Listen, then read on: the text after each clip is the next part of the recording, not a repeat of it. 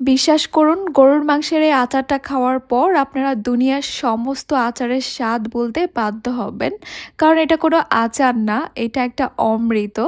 আসসালামু আলাইকুম everyone, welcome to Afsara's mini kitchen. আপনারা যারা ভাবছেন কিভাবে গরুর মাংসটাকে আপনাদের আপনজনের জন্য দেশের বাইরে পাঠাবেন, আজকের রেসিপি তাদের জন্য। কারণ এইভাবে গরুর মাংস দিয়ে আচারটা তৈরি করলে প্রায় 6 মাসের মতো ভালো থাকবে। আর এই আচারটা তৈরি করা একদমই সহজ, নামি দামি কোনো মশলার প্রয়োজন হয় না, বাড়তি কোনো ঝামেলাও নেই। সম্পূর্ণ ভিডিওটা দেখলেই আপনারা বুঝতে পারবেন। আজকের এই আচারটা তৈরি করার জন্য আমি এখানে নিয়েছি 1 কেজি পরিমাণ হাড় ছাড়া গরুর মাংস। সবচেয়ে ভালো হয় যদি এই মাংসের সঙ্গে আপনারা একটু চর্বিও রাখতে পারেন, তবে এই মাংসের মধ্যে হাড় না নেওয়াই ভালো। আর এই মাংসগুলোকে আমি একদম ছোট আর কিউব করে কেটে নিয়েছি।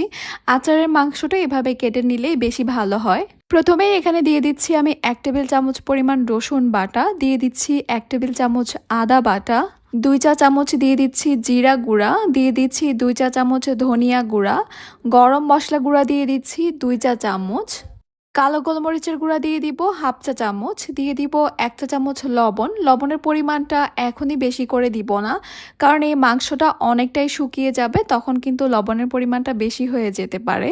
লাল মরিচের গুঁড়া দিয়ে দিব 2 চা চামচ, 1 চা চামচ দিয়ে দিব হলুদ গুঁড়া। যেহেতু আচার একটু ঝাল ঝাল খেতে বেশি ভালো লাগবে, তাই মরিচের পরিমাণটা বাড়িয়ে দিয়েছি, আপনারা আপনাদের প্রয়োজন অনুযায়ী দিবেন। এরপর এখানে দিয়ে দিয়েছি আমি 1/2 কাপ সরিষার তেল। এবারে সব কিছুকে একসঙ্গে খুব ভালো করে মাখিয়ে নিতে হবে। চাইলে এখানে সয়াবিন তেলও দিতে পারেন, তবে আমরা সবাই জানি আচারের টেস্ট সবচেয়ে বেশি ভালো হয় সরিষার তেলে। মাংসের সঙ্গে মশলাগুলোকে খুব ভালোভাবে মাখিয়ে নেওয়ার পর আপনাদের হাতে যদি সময় থাকে, আপনারা 30 মিনিট বা 1 ঘন্টার জন্য একটা ঢাকনা দিয়ে ঢেকে এগুলোকে রেস্টে রেখে দিতে পারেন।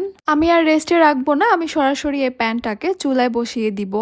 গরুর মাংসের এই আচারটা বানানোর সময় শুরু থেকে শেষ পর্যন্ত কোথাও কিন্তু কোনো পানির ব্যবহার হবে না, আর সেই জন্যই কিন্তু চুলা হিটটা শুরু থেকে শেষ পর্যন্ত থাকবে একদম লোতে। মাংসগুলোকে কিছুক্ষণ নেড়ে চেড়ে জাল করে নিয়েছি, এবার একটা ঢাকনা দিয়ে ঢেকে দিব। প্রায় 10 মিনিটের মতো এইভাবে ঢেকে জাল করে নেওয়ার পর এবার আমি ঢাকনাটা তুলে নিচ্ছি।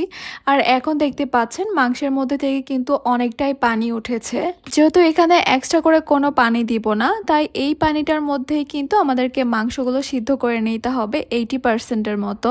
গরুর মাংসের এই পানিটা শুকিয়ে যাওয়া পর্যন্ত আমি ঢেকেই রান্না করব, তবে একটু পর পর ঢাকনাটা তুলে আমি নেড়ে চেড়ে দিব। আমি প্রায় 40 থেকে 50 মিনিট পর্যন্ত এইভাবেই ঢেকে রান্না করেছি, আর এখন দেখতে পাচ্ছেন সমস্ত পানি কিন্তু শুকিয়ে গেছে। মাংসগুলো কিন্তু 80%-এর মতো সিদ্ধ হয়ে গেছে, সমস্ত পানি শুকিয়ে গেছে, কালারটাও কিন্তু খুবই সুন্দরভাবে চেঞ্জ হয়ে গেছে।